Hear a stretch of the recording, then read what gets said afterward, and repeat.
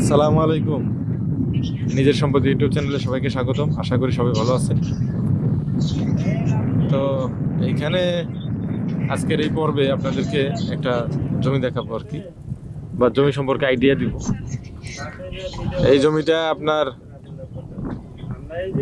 প্রস্তাবিত যে ব্রিজ এবং ব্রিজের যে 60 ফিট, এই 60 ফিট থেকে সোজা পশ্চিম দিকে, এই ধরুন আমরা কালা মসজিদ থেকে আর একটু উত্তর দিকে আছি নদীতে। তো এইখানে আমি যেখানে আছি এটা আপনাদেরকে একটু বোঝানোর জন্য এখান থেকে আর কি ভিডিওটা দিচ্ছি। এই যে কালা মসজিদ থেকে সোজা উত্তর দিকে বের হলে, কালা মসজিদের সামনে দিয়ে রাস্তা বের হলে আপনি এখানে কিন্তু এই যে গাছ গাছের পরে এই যে এইটা গাছটা ঠিক উত্তর পাশ দিয়ে এখান দিয়ে আপনার 60 ফিটে আসতেছেন, যেখানে বর্তমান আছে এখান দিয়ে 60 ফিটে আসতেছে বলতে গেলে। 60 ফিট এদিকে এসে আপনার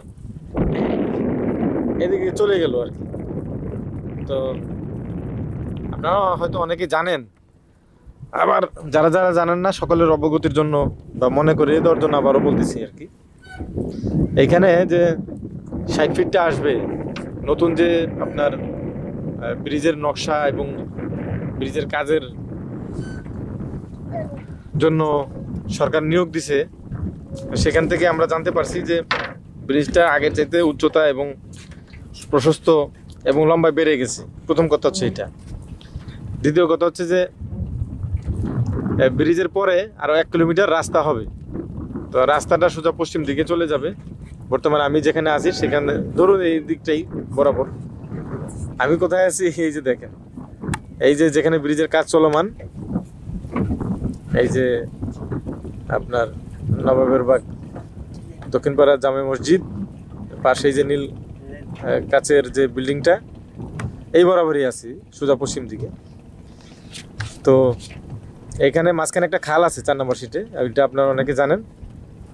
আমি খালের উপরেই অবস্থান করতেছি আর কি বলতে গেলে, এবং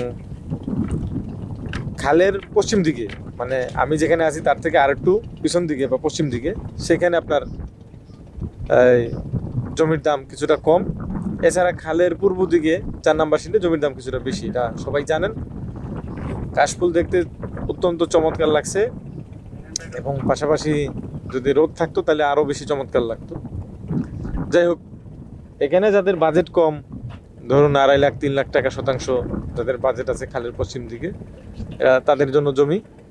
আর যাদের খালের পূর্ব পাশে থাকতে চান তাদের জন্য তো বাজেট অবশ্যই এর চেয়ে 2-3 গুণ বেশি হবে। তো আজকের এই পর্বে আমি যেটা দেখানোর চেষ্টা করতেছি, এইখানে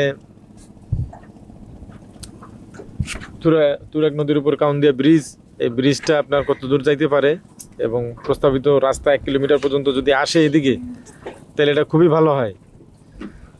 এতে করে যারা কম দামে এদিকে জমি জমা কিনে রাখবেন তাদের জন্য এটা একটা সুবর্ণ সুযোগ আর কি বলা যায়।